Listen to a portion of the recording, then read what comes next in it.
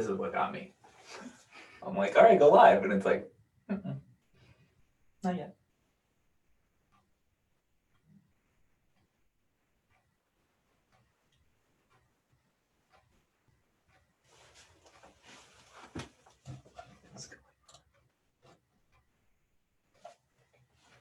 Hi, my name is Maiya and I'm an interpreter for California State Parks, and today I'm going to be showing you a video about Sumeg Village history. And after the video, we'll do a little Q&A and answer your questions.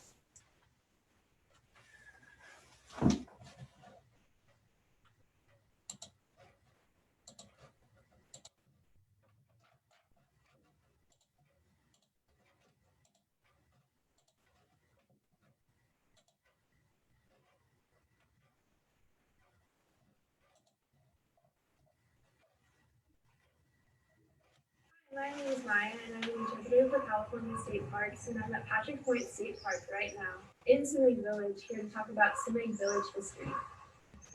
The Sumeg Village has been here since time immemorial, and that means that it's been here since time has begun. And so this place has always been here. And so it's been here before parks. There was a village here, and this park boundary is at Patrick's Point. And so it's closer to the coast because it's a seasonal village. So people would come here and they'd fish and they'd stay here for maybe a week or a few days, and then they would go back home. So this was like a rotating village where people were coming in and out, just for the purpose of fishing and hunting and things like that to feed their family. This village site was built 30 years ago by the parks and by a few other people from different areas that were native, and one person that was a master builder was Paul Lara. And so he oversees still today a lot of the stuff that goes on in the village. And so this village was built for the purpose of learning, for me to make videos about this place, these houses, these ceremonies, for you guys to be able to learn what the Yurok culture is about and how we do it. Today, Sumeg Village is used for ceremonies like brush dances and flower dances, and to hold events for Native people and to educate the community about different aspects of the Yurok culture. Thank you for listening, and if you want more information about Sumeg Village, go to Sumeg Village Programs and the Yurok Tribe website.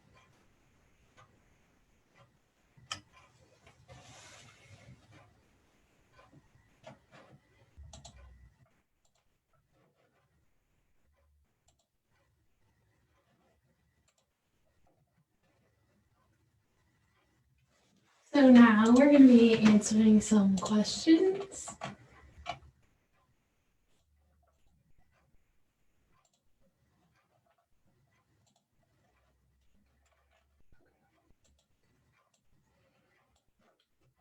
Okay. One question says that when was it built? The village, the original village was there before parks had put it there. So within the boundaries of Patrick's Point State Park right now, that whole place was called Sumeg, and that's where the original village was. And there's still remnants of the original village that we don't release to the public. But the village that is standing there now is about 30 years old. Hi, my name is Maiya, and I'm an interpreter for California State. And I think that was it.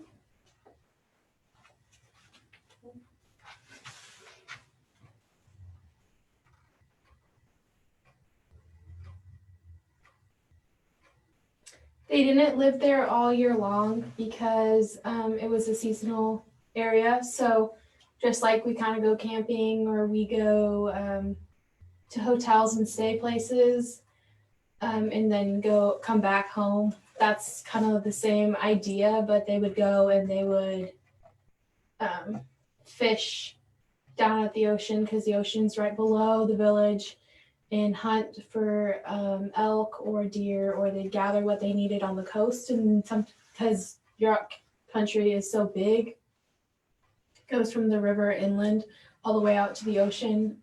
they don't get all the things they need and to gather. So they would come out here to the coast and come gather and then go back home. So Maiya, you mentioned that the that Sumeg village was a seasonal village for fishing and like gathering from the ocean and things like that. Were there other seasonal villages, and were any like considered like your main home, or were there kind of seasonal places that you roamed around year long? I don't know a complete answer to that. I know that there are other seasonal villages, but this one in particular was a seasonal village, and you would just go back home after you got what you needed. And if you guys do have any questions for Maiya about the video, please pop them down into the comments, either on the video or on the live stream. We're happy to answer them live for you. In the meantime, I can keep asking Maiya questions because I'm super curious. Do you know what area was the kind of main, like you said, go back home after going to Sumeg? Do you know where people went to after that? Were they dispersed into different areas, or was it kind of everyone moving at once?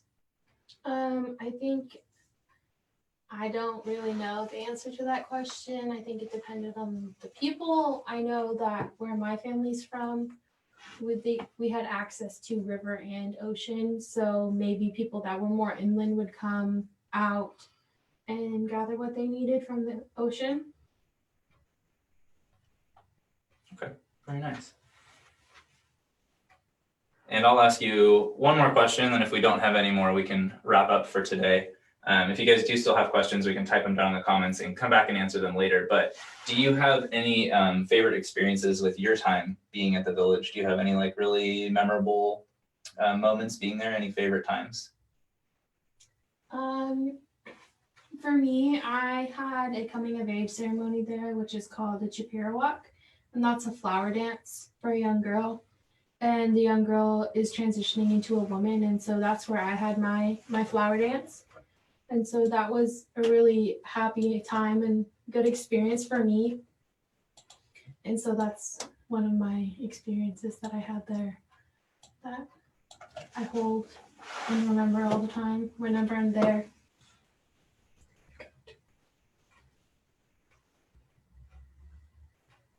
So this question's from Debbie. It says, do you know if Sumeg was used for ceremonies pre-contact, or is that a more modern use? I think it's more of a modern use, but I wouldn't quote me on that because a lot is different, and a lot could have been a lot different than we think now. We're just going off of what we were told as children and our elders remember during that time. And then we have a question here from Denise. It says, what would a traditional day look like in the village? Who did what jobs? So women would either gather different tea leaves or different herbs, and weave baskets during the day right next to their houses on their porches. It's mainly they kind of just hang out, and they would go hunt. The men would go hunt and go fishing and things like that, and so it was kind of just like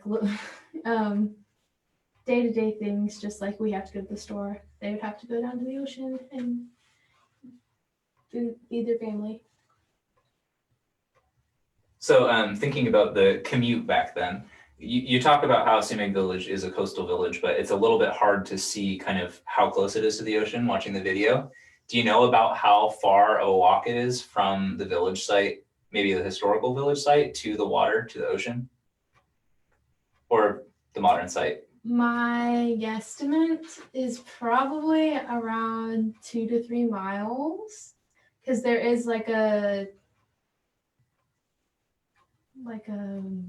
steep way down to the ocean. And I think it depends on which way you're going, if you're going to Palmer's Point or Agate Beach. I think it depended on how far it would be.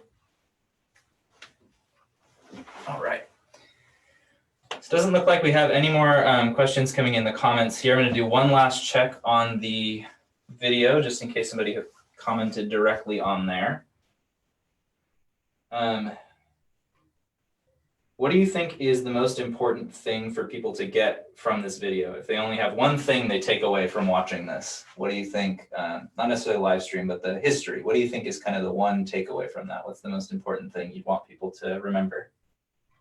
That it's been here before parks had built a village, that there was always people staying there and that it was maintained and that there's people there before the parks put a village there. I think that's what I would want people to take away. I like it. That's great. All right, you guys. Well, we're going to wrap up. Thank you so much, Maiya, for sharing your knowledge and sharing your site. It's such an incredible place, and we really appreciate you. So thank you so much for that. If you guys want to tune into these live streams, we have them happening every day at 3 p.m. I know so many of you are doing your part to shelter in place and stay home. We really appreciate you doing that. We want to do what we can to bring you a little piece of the parks and hopefully keep you connected to these places that you're not able to visit right now. Keep you inspired, keep you engaged, keep you loving these places, and have a little piece of them in your home, and hopefully give you lots to look forward to returning to when you are able to come back into the parks. So thank you so much for tuning into these. If you like them, please give them a share, and hopefully we'll be seeing you on our live stream tomorrow. Thank you guys so much. Bye.